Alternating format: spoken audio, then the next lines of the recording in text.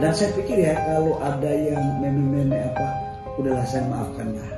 Ya, pertama teman-teman media, saya terima kasih pertanyaan ini. Pertanyaan ini sebenarnya apa ya, agak juga apa ya, menyasar kepada suasana kebatinan gitu.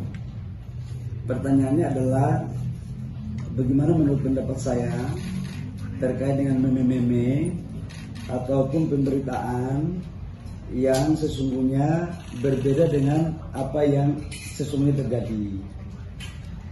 Saya jujur mengatakan begini ya, kalau meme ke pribadi saya yang sudah mengarah ke pribadi, saya itu sudah biasa dihina sejak masih kecil.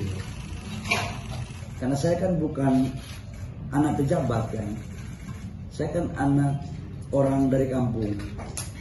Ibu saya kan memang hanya buruh cuci di rumah orang. Ayah saya buruh bangunan. Jadi hinaan itu terjadi sejak saya SD, masih kecil. Jadi menurut saya itu nggak apa-apalah. Tetapi saya tidak mau ada pihak-pihak yang mencoba untuk mendorong keinginannya untuk mengintervensi kebijakan negara. Ini saya tidak mau. Apapun kita akan pertaruhkan tentang kedaulatan negara. Karena bagi saya, menteri itu adalah pejabat negara pembantu presiden. Kalau apa yang sudah diarahkan oleh presiden untuk menjaga marwah negara, untuk menjalankan KPI, menjalankan kedaulatan, saya sering mengatakan dengan segala hormat, jangankan sejengkal, jangankan selangkah, sejengkal pun saya tidak pernah mundur.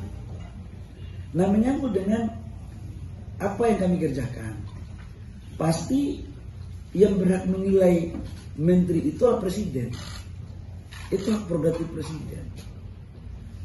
Saya bukan berarti ingin mengatakan gimana gitu ya, teman-teman media kan bisa cek KPI pendapatan PNBP kita di 2025 on the track, bahkan mencapai target APBN.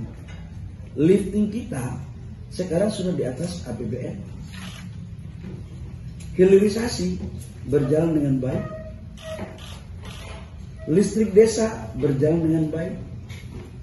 Sumur-sumur rakyat kita berikan dengan baik izin. Untuk keadilan dalam rangka implementasi pasal 33 agar kekayaan negara semua dilakukan secara merata.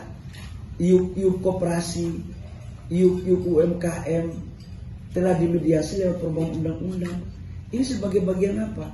Sebagai bagian dari menerjemahkan apa yang menjadi perintah Bapak Presiden yang terkandung dalam Undang-Undang Dasar 45 pasal 33. Pertanyaan berikut adalah, apakah ini semuanya berjalan baik? Kalau orang berpikir untuk kebaikan pasti berbaik. Tapi kalau ada pihak yang terganggu, ya wallahu alam bisawab. Karena kita ingin untuk melakukan yang terbaik untuk negara. Kita harus konsisten terus. Memang kalau kita menuju perbaikan pasti ada gangguan. Gangguan itu jangan membuat kita lemah. Gangguan itu harus menjadi vitamin untuk kita. Tetap harus jalan. Saya pernah waktu diajari oleh senior, waktu saya jadi aktivis, ketika kebijakan membuat orang banyak memperbincangkan, maka artinya apa yang kamu lakukan itu mempunyai manfaat kepada orang. Dan pasti ada yang merasa risau karena kebijakan itu mungkin mengganggu kenyamanan. Tapi mudah-mudahan kebijakan yang kita lakukan untuk kebaikan kepada semua orang. Saya doakan yang risau-risau pun nggak perlu risau kok. Indonesia ini kan milik kita semua. Dan saya pikir ya kalau ada yang meme-meme apa, udahlah saya maafkan lah. Nggak apa-apa kok. Sebenarnya kalau kritisi kebijakan itu nggak apa-apa. Tapi kalau sudah pribadi, sudah mengarah ke rasis, itu menurut saya nggak bagus ya. Kita ini kan Sumpah Pemuda kan 28 Oktober tahun 28 kan sudah, ini masih dalam suasana menjelang Sumpah Pemuda. Kita kan sudah mengikrarkan diri. Kita berbeda-beda, tetap satu bahasa, satu tanah air, satu musuh, satu bangsa. Ada Aceh, Maluku, Papua, ada keriting rambut, ada rambut lurus, ada putih kulit, ada hitam kulit, ada yang tinggi, ada yang pendek.